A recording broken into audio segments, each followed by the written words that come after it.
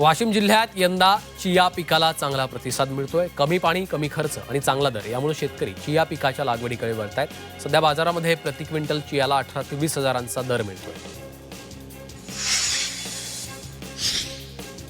अतिवृष्टीमुळे शेकडो हेक्टरवरील बहुतांश द्राक्ष बागा उद्ध्वस्त झाल्यात। त्यात आता हवामानामधील बदलामुळे द्राक्ष बागांवर रोगांचा प्रादुर्भाव वाढलाय, त्यामुळे द्राक्ष उत्पादकांची चिंता वाढलेली आहे।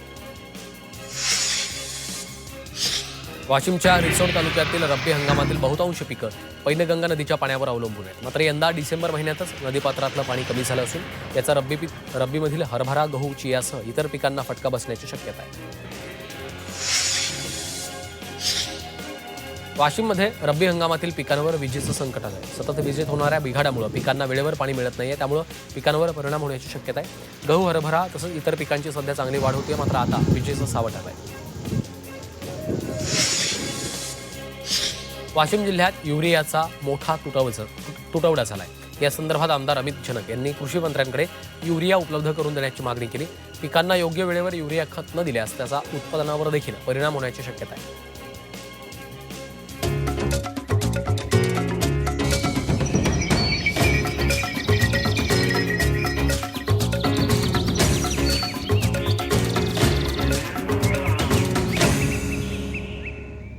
पीक पाणी powered by nature care fertilisers Prithvi rich poly phosphate.